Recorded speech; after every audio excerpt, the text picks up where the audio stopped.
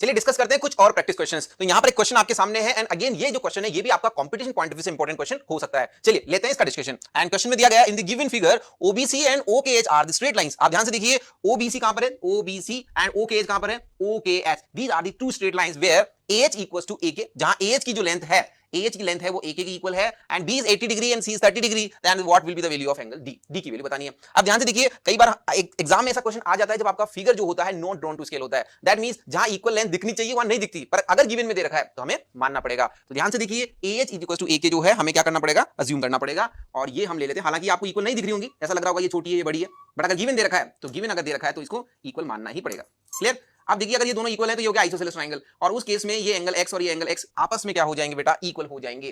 Clear? इतनी बात भी क्लियर है। एंगल D की वैल्यू में पूछिए। अब ध्यान से देखिए this is the angle C, ये आपका होगा एंगल B और ये आपका होगा एंगल D और D की वैल्यू हमसे पूछिए। तो कैसे और कैसे इन चीजों को रिलेट करें। अब देखिए B जो है 80 डिग्री, B हमें दे रखा है 80 डिग्री, एंगल C जो दे रखा है हमें 30 डिग्री दे रखा है। इतनी भी बात भी क्लियर है। और अब मुझे ये बताइए कि अगर ये 80 है तो इसके पीछे वाला एंगल कितना होगा बेटा, 100। ये कितना हो गया, 100। क्लियर? और ध्यान से देखिए अगर ये x है तो इसका वर्टिकल या अपोजिट एंगल भी क्या हो जाएगा, x। तो इतनी सारी चीजें तो हमने गिवन डेटा से फाइंड कर ली। अब बात आती है कि इक्वेशंस फ्रेम करने की। तो क्या एंगल सम प्रॉपर्टी हम लगा पा रहे हैं, क्या एक्सटीरियर एंगल प्रॉपर्टी लगा पा रहे हैं, दोनों चीजों को लगाते हैं। चलिए तो यहां ध्यान देने वाली बात है कि जो x है ये किस किस का एक्सटीरियर एंगल है। ध्यान से देखिए x is the exterior angle of 30 plus d। अगर आप ये ब्लू ट्रायंगल देख पा रहे हैं तो ध्यान से देखिए ब्लू ट्रायंगल में बना रहा हूं, यहां से ये लाइन, उसके बाद ये लाइन और उसके बाद ये लाइन। तो अगर इस ब्लू ट्रायंगल में अगर मैं x की बात करूं so this is the exterior angle. तो by exterior angle property what will have, हम बता सकते हैं क्या आ जाएगा, बाय एक्सटीरियर एंगल थ्योरम और exterior angle property, by exterior angle property we will have, ठीक है, by exterior angle property we will have exterior angle x। ठीक है, तो आप एक्सटीरियर एंगल थ्योरम भी लिख सकते हैं, प्रॉपर्टी भी लिख सकते हैं। और एंगल x जो है दिस इज इक्वल्स टू, ये इन दोनों का सम हो जाएगा d प्लस 30 का। तो ये जगह angle d plus angle 30 and this is the equation number 1। Angle d और 30 को ऐड कर देंगे तो x हो जाएगा। जैसे ही आपने एक रिजल्ट यहां बनाया, एक रिजल्ट आप एंगल सम प्रॉपर्टी से भी बना सकते थे यहां पर इस वाले डायग्राम में। तो हम लिख देंगे इन ट्रायंगल, ट्रायंगल का नाम लिख दीजिए। तो लिखेंगे इन ट्रायंगल, और ट्रायंगल क्या है बेटा, OBK। OBK सबको दिखाई दे रहा है, bye angle sum property, bye angle sum property, है ना। एंगल सम प्रॉपर्टी हम यहां अप्लाई करेंगे and what will be the answer. ध्यान से देखिए एंगल सम प्रॉपर्टी से मिलता है तीनों एंगल का सम 180 हम करवा सकते हैं, यही चीज हमें मिलती है। ठीक है, चलिए तो एंगल सम प्रॉपर्टी से तीनों एंगल का सम 180 करा देते हैं। मतलब हमारे पास हो जाएगा x plus d plus 100 is equal to हो जाएगा 180। That means angle x plus angle d is equal to हो जाएगा 80 डिग्री। क्या ये चीज मानते हो? यस। तो एक इक्वेशन हमें और मिल गई। अब हमारा टारगेट क्या है, उस पे जाते हैं। हमें चाहिए d। अब d जो है उसको सीन में रखना पड़ेगा, पर जो अननोन वेरिएबल x आ रहा है उस x को क्या करना पड़ेगा, एलिमिनेट करना पड़ेगा। तो क्यों ना यहां से x की वैल्यू निकाल लें। देन यहां से x की वैल्यू क्या मिलेगी, अगर आप d को उधर भेजते हैं then x will be equals to 80 minus d। Yes, this is right. Yes, x की वैल्यू क्या हो जाएगी, 80 माइनस d। और इस x की वैल्यू को मैं यहां सब्स्टिट्यूट कर दूं। Yes, then from equation 1 हमें क्या मिलेगा, तो from equation 1 what we will have, from equation 1 we will have x की वैल्यू यहां से पुट कर दीजिए तो ये हो जाएगा 80 माइनस d। ठीक है, angle x is equal to x की वैल्यू तो यहां से पुट कर दी और बाकी क्या बच रहा है, d plus 30। This is d plus 30। ठीक है, अब सिंप्लीफिकेशन की बारी आती है। तो d को इधर ले जाओ, इस 30 को इधर ले जाओ, तो d उधर जाके हो जाएगा 2d, 30 इधर आ जाएगा 50। क्लियर है ना। तो ये इधर आके हो जाएगा 50 और ये d उधर जाके ऐड हो जाएगा 2d। क्लियर। आप d की वैल्यू आप आसानी के साथ बता सकते हैं। What will be the answer for d, so d will be 25। d कितना हो जाएगा, 25 डिग्री। क्लियर, ऐसा कोई ऑप्शन है क्या? Yes, option B is the correct. तो ऑप्शन बी जो है हमारा 25 डिग्री और वही हमारी क्या हो गई, d की वैल्यू हो गई। क्लियर। तो था ना एक अच्छा क्वेश्चन जहां एक्सटीरियर एंगल प्रॉपर्टी भी काम आ गई और एंगल सम प्रॉपर्टी भी काम आ गई। ठीक है, कांसेप्ट चलता, इक्वेशंस बनाते गए, आंसर आते चले। ठीक है, तो ऐसे क्वेश्चन भी कंपटीशन पॉइंट ऑफ व्यू से इंपॉर्टेंट हो सकते हैं। राइट, चलिए इसे नोट कर लीजिए, फिर बढ़ते हैं अपन नेक्स्ट क्वेश्चन की ओर। ठीक है, तो 50 equals to 2d then d is 25। Next question ले लेते हैं। अगला क्वेश्चन हमारे पास क्या है, and in the given figure, और ये जो फिगर है ये थोड़ा बड़ा इसलिए बनाया क्योंकि इसमें एक्सटीरियर एंगल का काम आएगा, है ना। In the given figure AB is equals to BC, BC equals to CD, CD equals to DE, D equals to EF, EF equals to FG, FG equals to G। इतनी सारी चीजें equal दे रखी है, कंफ्यूजिंग तो है कौन किसके equal है। तो सिंपल सी बात है, सब एक दूसरे के equal. Then find the value of angle DAE। DAE को बताना है। DAE कहां पर है, ध्यान से देखिए, दिस इज एंगल DAE। मतलब मुझे इस एंगल x की चिंता है, ये क्या होगा, और एप्रोक्सीमेटली आंसर देना। अब देखिए गिवन डेटा है जो है उसको यूज करना ही इंपॉर्टेंट बात है, और ये कंपटीशन पॉइंट ऑफ व्यू से, कंपटीशन पॉइंट ऑफ व्यू से एक अच्छा क्वेश्चन है, फ्रीक्वेंटली कई बार पूछ लिया जाता है। राइट, अब इसका आंसर भी लोगों को याद हो जाता है। चलिए बात करते हैं गिवन डेटा की। गिवन डेटा में सबसे पहले आप काम ले सकते हैं AB इक्वल्स टू BC। तो ध्यान से देखिए, जैसे आप AB इक्वल्स टू BC काम में लेते हैं, AB इक्वल्स टू BC काम में लेते हैं, ये जो है बन गया आइसोसेलेस ट्रायंगल। आइसोसेलेस ट्रायंगल बन गया, AB equals to BC red colour वाला बन गया isosceles triangle. That means isosceles triangle के ये दोनों एंगल क्या हो जाएंगे, इक्वल। तो अगर ये एंगल x है तो बेटा ये एंगल भी क्या हो जाएगा, x हो जाएगा। आइसोसेलेस बन गया ना, तो ये दोनों x हो गए। अब बारी आती है कि इन दोनों का जो एक्सटीरियर एंगल है वो यहां बनेगा, that is 2x। Exterior angle क्या होगा, इन दोनों का सम, दिस प्लस दिस, इसका सम यहां आएगा और ये एक्सटीरियर एंगल हो जाएगा 2x। तो एक्सटीरियर एंगल प्रॉपर्टी भी लगे हाथ ही अप्लाई कर दी, साथ ही अप्लाई कर दी। अब बारी आती है नेक्स्ट, देखो ये यूज कर लिया आपने, अब इसको यूज करते हैं। BC equals to CD। BC ढूंढो भाई, तो BC आपने ढूंढ लिया है। अगर इसको दूसरे कलर से बनाते हैं तो BC आपने ढूंढा, ये रहा, इज इक्वल टू CD, तो CD के इक्वल करा दो, तो ये भी तो आइसोसेलेस ट्रायंगल बन गया, आइसोसेलेस ट्रायंगल बन गया ना। तो इसमें भी ये दोनों एंगल क्या हो जाएंगे, इक्वल। तो अगर ये 2x है तो ये भी बेटा क्या हो जाएगा, 2x हो जाएगा। ठीक है ना, क्वेश्चन थोड़ा सा अच्छा है, सोचना पड़ेगा, अच्छा question. 2x equal to 2x, इतनी भी कहानी क्लियर है। अब देखो ये भी काम आ गया, ये यूज कर लिया, ये यूज कर लिया, अब ये यूज कर ले, CD इक्वल टू D, ये यूज कर लेते हैं, CD इक्वल टू D। इससे क्या होगा, CD ढूंढो भाई, ये रहा आपका CD, और D ढूंढो, ये रहा, यानी कि ये साइड भी इक्वल है। अब ये दोनों साइड इक्वल है तो ये कंप्लीट एंगल और ये एंगल इक्वल होंगे। पर पहले बात आती है कि सर ये एंगल निकाले कैसे, तो ध्यान से देखिए, ये जो एंगल है ये x और 2x का एक्सटीरियर है कि नहीं।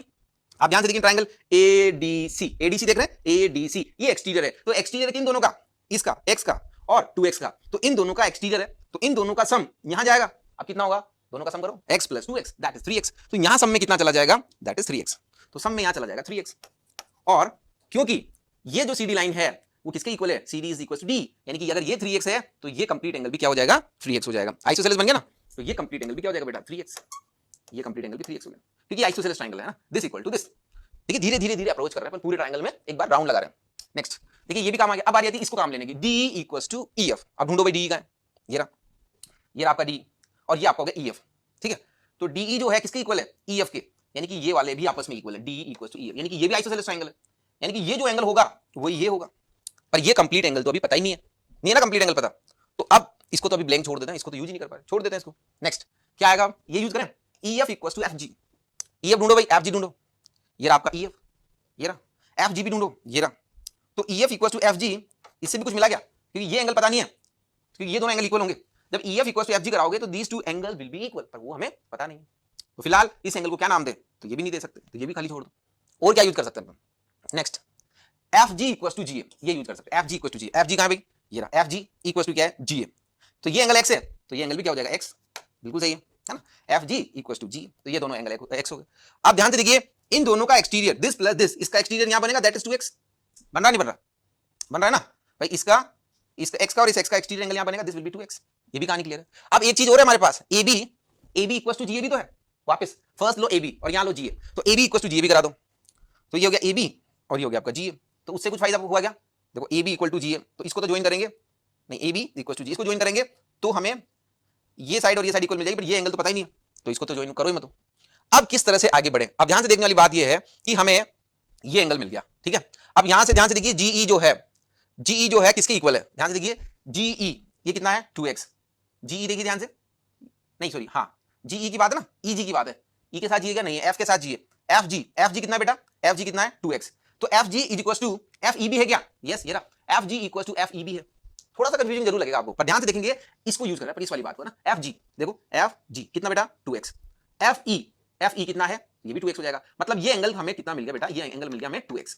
ठीक है, इसको मैं इरेज कर देता हूं वापस, ये जो ऊपर लाइन होगी है, कैसे मिला, FG इक्वल टू FE, ये 2x हो गया। अब ध्यान देने वाली बात है कि कंप्लीट एंगल पहले हम कितना निकाल चुके थे, 3x निकाल चुके थे, यस, ये कंप्लीट एंगल हम पहले कितना निकाल चुके थे, 3x। अब ये 3x में से ये कंप्लीट एंगल 3x है, आगे का हिस्सा 2x, तो पीछे का हिस्सा क्या होगा बेटा, x, पीछे का हिस्सा क्या हो गया, x। क्लियर, इतनी भी बात क्लियर। अब ध्यान से देखने वाली बात है कि हमें सब मिल गया, ये दोनों मिल गए, ये मिल गया, ये मिल गया, ये बाकी रह गया बस। अब ये दोनों देख लेते हैं। अब x और 2x का ये एक्सटीरियर एंगल बन जाएगा, बोलो हाँ या ना। एक्सटीरियर एंगल कैसे बनेगा, ट्रायंगल देखना भाई, AFE दिखाई दे रहा है, AFE, ये 2x है और अगर ये x है तो इसका और इसका एक्सटीरियर एंगल यहां बनेगा, दिस विल बी 3x। ये भी चीज सही है, एक्सटीरियर एंगल प्रॉपर्टी है ना, x और 2x का एक्सटीरियर एंगल हो गया 3x। अब एक चीज और ध्यान दिला रहा हूं मैं, आप ई से देखना भाई, ई से लेके f तक, ई से लेके d तक, देखो EF देखो, EF ये रहा और ED, ये दोनों भी इक्वल है, EF इक्वल्स टू ED, यानी कि EF इक्वल्स टू ED, यानी ये दोनों एंगल भी क्या होने चाहिए, इक्वल, आइसोसेलेस ट्रायंगल। ठीक है, तो EF इक्वल्स टू ED करेंगे तो अगर बेटा ये 3x है तो ये पूरा भी क्या होना चाहिए, 3x। अब 3x में से नीचे का हिस्सा कितना, 2x, तो ऊपर का हिस्सा कितना, 1x, तभी तो 3x हुआ। अब ये कंबाइन क्या हो जाएगा बेटा, 3x, तो ये ऊपर का हिस्सा x है तो ये कंबाइन 3x हो गया। ठीक है, पूरी की पूरी कहानी क्लियर हो गई। ठीक है, हमने जितनी भी प्रॉपर्टीज थी सबको यूज कर लिया, कुछ भी नहीं छोड़ा। कभी एक्सटीरियर एंगल से किया, कभी दो साइड इक्वल है तो आइसोसेलेस वाले को किया, दो साइड इक्वल है तो दो एंगल इक्वल है। आइसोसेलेस सब जानते हैं, जब दो साइड इक्वल होती है तो दो एंगल भी इक्वल होते हैं, उनके अपोजिट एंगल इक्वल होते हैं, बेसिकली साइड्स के अपोजिट एंगल्स इक्वल होते हैं। आइसोसेलेस में से होता है कि अगर जब दो साइड इक्वल होती है तो उनके अपोजिट एंगल्स, इक्वल साइड्स के जो अपोजिट एंगल्स हैं वो भी इक्वल होते हैं। इस प्रॉपर्टी को भी हमने बहुत बार काम में लिया। चलिए अब बारी आती है कि सर कंक्लूड कैसे करें। तो कंक्लूड इस तरह से कर सकते हैं कि अगर आप ओवरऑल डायग्राम को देखें, ओवरऑल डायग्राम को देखें तो आपका टारगेट क्या है, आपका जो टारगेट है दैट इज x, यही तो है, DAE था x फाइंड करना। अब एंगल हम प्रॉपर्टी लगा सकते हैं बेटा, ये पूरा एंगल कितना है 3x, ये पूरा एंगल भी कितना है 3x और ये एंगल कितना है x। ठीक है, आप डायग्राम को अगर ध्यान से देख पा रहे हैं तो आपको क्लियर हो जाएगा। देखो DAE, ये कंप्लीट एंगल कितना बेटा 3x, ये कंप्लीट एंगल कितना बेटा 3x, तो ये 3x और ये कितना 1x। तो अब यहां एंगल सम प्रॉपर्टी लगाई जा सकती है। यस, तो तीनों का सम 180 कर दो तो 7x इक्वल्स टू क्या हो जाएगा 180। तीनों का सम कर दो, this plus this plus this, तो 3 प्लस 3 6, 1x 7x, 7x ये हो गया तो आंसर हो जाएगा 180/7। अब 180 ऑप्शन में क्या 180/7 ऑप्शन में नहीं है, बट अप्रोक्सीमेटली निकालना है तो डिवाइड कर लेंगे और डिवाइड करने के बाद जो अप्रोक्सीमेटली आंसर आएगा वो लिख देंगे 180/7। ठीक है, कितना आंसर आएगा, कितना आ जाएगा भाई। अब ये आपका आंसर देखिए कितना हो जाएगा, इसका डिवाइड इसमें दो, कितना हो जाएगा 25। ठीक है ना, 25 हो जाएगा ना, तो कितना हो जाएगा ये 35, उसके बाद 5, उसके बाद ये कितना हो जाएगा 7, है ना, तो ये हो जाएगा आंसर कितना हो जाएगा इसका। अब इसको राउंड ऑफ करेंगे अपन, इसको 1 जाएगा तो 25.71 राउंड ऑफ करो। राउंड ऑफ में क्या होता है भाई, अगर ये 50 से बढ़ाओगे ना तो 50 से बढ़ाए 71, तो ये राउंड ऑफ होकर 26 हो जाएगा, तो इसको अप्रोक्सीमेटली 26 लिख देंगे। ठीक है, अप्रोक्स पूछा था, अप्रोक्सीमेटली, तो एग्जैक्ट आंसर तो क्या 180/7 और राउंड ऑफ करेंगे तो 26 इज द आंसर। ठीक है, चलिए, तो एक बहुत ही अच्छा क्वेश्चन, एक सुलझा हुआ क्वेश्चन आपने देख लिया। थोड़ा सा ट्रिक जरूर थी कि कभी कभी हमें ये जो वैल्यूज यूज करनी है इनका सीक्वेंस बिगड़ जाता है, और यकीन मानिए आप जब भी इसको अभी समझेंगे ना तो भी आपको हो सके कि कुछ चीज समझ में आ जाए, पर एक बार जब आप खुद से ट्राई करेंगे हो सके आपको वीडियो दोबारा देखना पड़े। तो इस क्वेश्चन को जैसे ही आप देखें एक बार खुद से ट्राई करना, खुद से पूरे एक्सटीरियर एंगल लिखना, प्रॉपर्टी यूज करना, A B equal to BC, BC equal to CD, CD equal to DA, D equal to पूरे के पूरी चीजों को एक बार फिर यूज करना, और हो सके सेकंड अटेम्प्ट में आपसे भी ये बन जाएगा। तो ट्राई तो पहले ही करना है, क्वेश्चन आते ही सबसे पहले ट्राई करना है। ठीक है, चलिए, पर आंसर याद हो भी जाता है। तो देखो, मैं याद करने का जो ट्रिक है, वैसे जनरली ऐसा क्वेश्चन कभी भी दिखाई देगा, समझ में आ जाएगी। ऐसी 7 चीजें 1 2 3 4 5 6 7 साइड्स को इक्वल करा रखा है, तो आंसर ऐसे याद हो जाता है कि 180/7 आता है। पर मैं याद करने की नहीं कहूंगा किसी से, आपको कॉन्सेप्ट समझना है ना। ट्रिक जरूर है, अगर भविष्य में दिखाई देगा तो तुरंत लगा देंगे आप। ठीक है, चलिए नोट कर लीजिए, डन, ये वाला पार्ट नोट हो गया। अब बढ़ेंगे नेक्स्ट क्वेश्चन की ओर, क्योंकि ऐसे क्वेश्चन फ्रीक्वेंटली एग्जाम में आ जाते हैं। तो जब भी ऐसा क्वेश्चन दिखाई देगा और आपको अगर ये पहले से आपने एक बार अटेम्प्ट कर रखा है तो यकीन मानिए आंसर टिक करके आगे बढ़ जाओगे। कौन सोल्व करेगा इतना, याद हो गया 180/7 आंसर इज। ठीक है, चलिए, तो ऐसा क्वेश्चन दोबारा दिख जाए तो कांसेप्ट हमें अप्लाई करना है exterior angle property along with isosceles वाली प्रॉपर्टी। आइसोसेलेस वाली भी दो साइड इक्वल तो दो एंगल इक्वल। अभी दोनों एंगल इक्वल है तो इनका एक्सटीरियर हो गया। ठीक है, फिर ये दोनों एंगल इक्वल हो गए 2x 2x, और फिर x और 2x का एक्सटीरियर ये हो गया। ये 3x है तो फिर ये दोनों साइड इक्वल, तो ये दोनों एंगल इक्वल 3x 3x। उसके बाद ये साइड इसके इक्वल तो ये x और ये x, x और x 2x इसका एक्सटीरियर आ गया। अब ये ब्लू वाली लाइन इस ब्लू के इक्वल तो ये 2x तो ये भी 2x, राइट। उसके बाद ये 3x है तो ये भी 3x हो जाएगा। इस तरह से आपने कर दिया। फिर ये साइड इसके इक्वल, ये ब्लैक वाली इसके इक्वल, ये 2x ये भी 2x। ऐसा कंप्लीट 3x था, ऊपर का हिस्सा 2x, नीचे का 1x। इसका और इसका x और 2x का एक्सटीरियर एंगल 3x, तो ये कंप्लीट भी 3x होना चाहिए। नीचे का हिस्सा 2x तो ऊपर का 1x। इस तरह से पूरे क्वेश्चन में हमें राउंड लगाना है, राइट। चलिए, इसे नोट कर लीजिए, बढ़ते हैं नेक्स्ट क्वेश्चन की ओर। चलिए डिस्कस करते हैं हमारा अगला क्वेश्चन। देखिए क्या है क्वेश्चन, और क्वेश्चन दिया है in the triangle ABC if the exterior bisector angle B and angle C meet at the point O then angle BOC is equals to 90 minus half of angle A। देखिए ऐसा question हमने foundation lectures में भी पढ़ा था, जहां पर B और C के इंटीरियर बाइसेक्टर दिए होते थे। यानी कि अगर मैं आपको याद दिलाऊं तो हमारा क्वेश्चन ऐसे था, जहां पर ट्रायंगल ABC है और एंगल B और C के इंटीरियर एंगल के बाइसेक्टर जो थे वो हमें दे रखे थे, जो कहां मीट कर रहे थे बेटा, O पॉइंट पर मीट कर रहे थे। This is the point O, और आपने इस एंगल BOC की वैल्यू जो थी वहां प्रूव की थी। आपको अगर वो क्वेश्चन याद आ रहा हो तो आप अपनी कॉपी के पेजेस को एक बार टर्न करिएगा, आपको ये क्वेश्चन दिख जाएगा, आपके नोट्स में क्वेश्चन में दिख जाएगा। हमारा आंसर आया था 90 degree plus half of angle A. क्या सब बच्चों को क्वेश्चन मिल गया? Yes, okay. सो ये तो था जब हम और बी और सी के क्या है बाइसेक्टर ले रहे हैं बेटा, इंटीरियर बाइसेक्टर ले रहे हैं। और एक प्रैक्टिस क्वेश्चन हमने किया भी था, जैसे ये एंगल का आधा हो जाएगा तो ये b/2 हो जाएगा, और ये इस एंगल का आधा हो जाएगा तो ये c/2 हो जाएगा। तो इस तरह से हमने क्वेश्चन भी किया था, एंगल बीओसी की वैल्यू भी हमने फाइंड की थी 90 plus half of angle A. इस एंगल ए का क्या होता है, हाफ आता है। पर इस बार क्वेश्चन में थोड़ा सा बदलाव है, आप ध्यान से देखिए, इस बार 90 माइनस हाफ ऑफ ए ये बोल रहा है, तो डायग्राम में क्या चेंजेस है। इस बार बी और सी के, यहां देखिए इस डायग्राम में बी और सी के इंटीरियर एंगल बाइसेक्टर लिए थे, इस बार हमें एक्सटीरियर एंगल बाइसेक्टर लेने पड़ेंगे। अब एक्सटीरियर एंगल बाइसेक्टर क्या, ध्यान से देखिए डायग्राम बनेगा कैसे, इस बात पे चर्चा कर लेते हैं। तो इस बार हमारा ट्रायंगल वैसे ही है, वही हमारा ट्रायंगल है ABC, बट इस बार बी और सी का इंटीरियर पार्ट ना डिस्कस करके हम कौन सा पार्ट डिस्कस करने वाले हैं, एक्सटीरियर पार्ट, बी और सी का एक्सटीरियर पार्ट। अब मुझे बताइए, अगर बेटा एंगल बी है और ये एंगल सी है, तो पीछे का हिस्सा बोलो, तो ये पीछे का हिस्सा हो जाएगा 180 माइनस बी, और ये वाला हिस्सा बोलो 180 माइनस सी। क्लियर, इतनी भी चीज बात, इतनी बात क्लियर पता है। अब यहां से आपने बाइसेक्टर्स ड्रॉ किए, एक्सटीरियर पार्ट में से बाइसेक्टर ड्रॉ करने हैं, यानी कि इस वाले का बाइसेक्टर ड्रॉ करेंगे और इस वाले का भी बाइसेक्टर ड्रॉ करेंगे, and they are meeting, these bisector are meeting at the point O, this will be the angle BOC. ये एंगल बीओसी हो जाएगा। और इस बार इसकी बात की, तो इस डायग्राम में बीओसी अंदर बन रहा था, तो इस बार बाहर की साइड बन रहा है, एक्सटीरियर पार्ट में बन रहा है, और इसकी वैल्यू हमें क्या लाके दिखानी है, 90 minus half of angle A, ये लाके दिखानी है। चलिए प्रूव कैसे करेंगे। तो सबसे पहले तो बात आती है कि ये जो एंगल है, ये दोनों एंगल इनको क्या क्या मिला, और ये दोनों एंगल इनको क्या क्या मिला। अब मैं आपसे पूछता हूं 180 माइनस बी के दो टुकड़े करो, दो टुकड़े करेंगे सभी, डिवाइड करो भाई, तो ये जाएगा 90 माइनस b/2, यही तो होगा भाई। ये 2 इसके भी अपोन में जाएगा, इसके भी अपोन में जाएगा, तो यहां बनेगा 90, वहां बनेगा b/2। तो ये जो है, अगर इसके मैं दो हिस्से करता हूं तो इन दोनों हिस्सों को, इसको और इसको, जो एंगल को वैल्यू मिलने वाली है, तो इसको अपन एरो लगा के लिख देंगे। ये जो डॉट हमने लिया है, this is 90 minus b/2, right, या फिर आप वहीं पे मेंशन कर देंगे। तो हम इस पार्ट को यहां पे इरेज करने वाले हैं, और इस b वाले को इरेज कर देते हैं हम यहां पे, है ना। और यहां हम बता रहे हैं कि हमारे पास जो एंगल बने हैं, हमारे पास जो एंगल बने हैं बेटा, वो जो दोनों एंगल हैं उनको जो वैल्यू मिली है, इसको मिली है 90 माइनस बी बाई टू, और इसको भी क्या मिली है value 90 minus B by two. Clear? चीज सही है ना? क्यों मिला उसका रीजन भी आपको एक्सप्लेन कर दिया है कि 90 माइनस बी बाई टू क्यों मिला। ऐसे ही अगर मैं पीछे वाले को भी तोड़ूं, अगर इसको भी दो ब्रेकेट, इसको भी दो पार्ट में अगर ब्रेक करें, इसको भी दो पार्ट में अगर तोड़ें, तोड़ने का मतलब है अगर इसको स्प्लिट करते हैं तो इसको क्या मिलेगा और इसको क्या मिलेगा। तो आपका जवाब होगा कि सर एक को मिलेगा 90 माइनस सी बाई टू और अगले को भी मिलेगा 90 माइनस सी बाई टू। तो क्यों नहीं हम वही काम कर देते, यहां भी हम वो लिख देते हैं क्या क्या मिलने वाला है। ठीक है, तो इस वाले पार्ट को जो मिलने वाला है that is 90 minus C by two, और पीछे वाले ब्रैकेट को भी मिलने वाला है 90 माइनस सी बाई टू।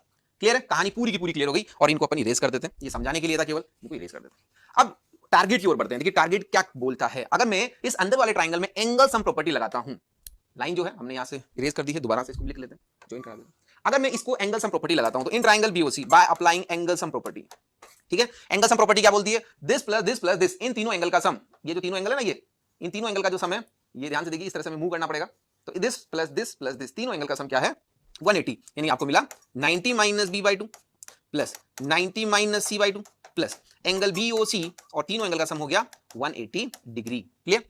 तो आपको 90 minus B by two, 90 minus C by two, और एंगल O जो है दैट इज BOC, इसको अपन पूरा नाम है BOC।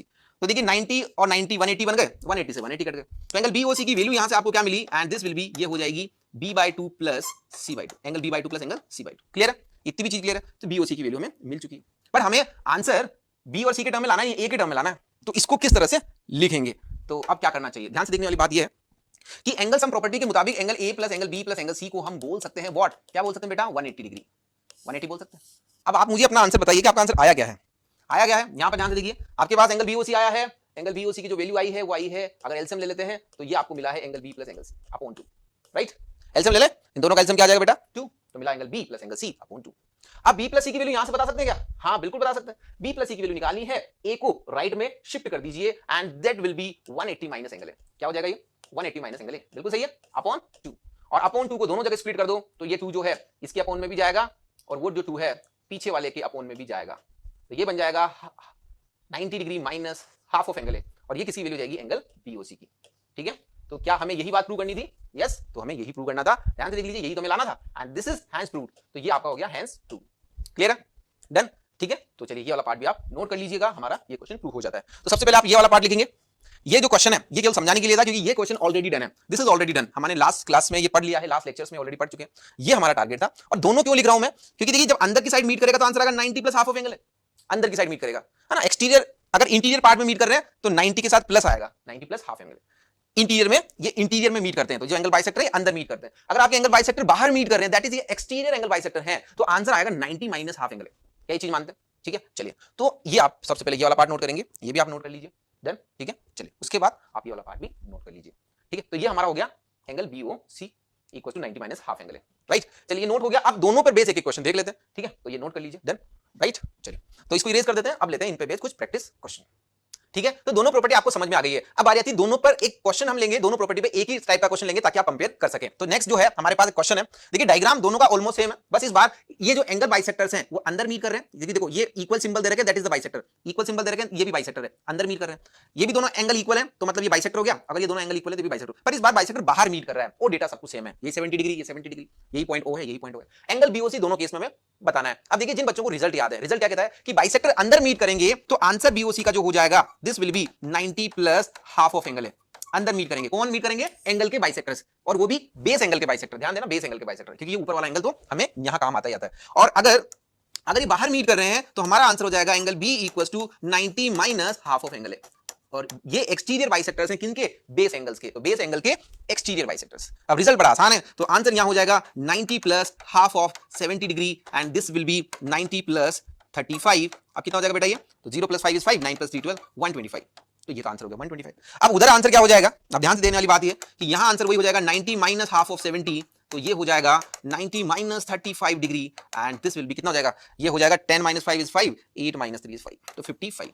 तो था ना एक आसान क्वेश्चन, और देखिए मैं आपको ये ट्रिक इसलिए बता रहा हूं क्योंकि हमने जो भी क्वेश्चंस किए हैं ये सब कंपटीशन या ओलंपियाड पॉइंट ऑफ व्यू से किए हैं, तो हमें इनकी ट्रिक्स भी पता होनी चाहिए। लास्ट वाले स्लाइड में हमने इसका फुल लेंथ सॉल्यूशन भी बताया, इसका भी फुल लेंथ सॉल्यूशन हमने फाउंडेशन क्लासेस में सीख लिया था, बट अब बात आती है कि सर इनकी ट्रिक्स है और अप्लाई कैसे करनी है, तो कंपेयर करके दोनों चीजों को एक साथ बता दिया। आई होप सो कंपैरिजन के बाद इन दोनों चीजों में आपको बिल्कुल भी दिक्कत नहीं आएगी, और इन दोनों से रिगार्डिंग जो भी कॉन्सेप्ट है वो आपके क्लियर हो चुके हैं। ठीक है, चलिए इन्हें नोट कर लीजिए। तो बच्चों आज के लेक्चर में हमने डिस्कस किया कुछ एडवांस लेवल क्वेश्चन जो कि आपके कंपटीशन पॉइंट ऑफ व्यू से इंपॉर्टेंट हो सकते हैं। ऐसे क्वेश्चन जो आपके ओलंपियाड्स में आए हुए हैं वो हमने डिस्कस किए, या फिर आने की प्रोबेबिलिटी रखते हैं, ऐसे क्वेश्चन भी हमने आज डिस्कस किए। उम्मीद करते हैं ये सभी कॉन्सेप्ट आपको समझ में आ भी गए होंगे। देखिए हर क्वेश्चन एक यूनिक कॉन्सेप्ट के साथ था, किसी क्वेश्चन में क्या ट्रिक काम आई, किसी में क्या ट्रिक काम आई। तो इस तरह से ही जब हम वैरायटी ऑफ क्वेश्चंस करते हैं तभी हमारा परफेक्शन आता है। तो एक छोटा सा सजेशन हमेशा आपको मैं देता हूं कि आप खूब सारे क्वेश्चन की प्रैक्टिस करिए ताकि आपका उस पर्टिकुलर टॉपिक पे कमांड आ सके। ठीक है, चलिए तो उम्मीद करते हैं कुछ क्वेश्चन की प्रैक्टिस आप भी करेंगे। काफी सारे क्वेश्चन हमने डिस्कस कर लिए हैं एंड इस तरह से ये हमारा टॉपिक कंप्लीट हो जाता है। जल्दी मिलेंगे नेक्स्ट लेक्चर में आने वाले टॉपिक्स के साथ। चलिए डिस्कस करते हैं कुछ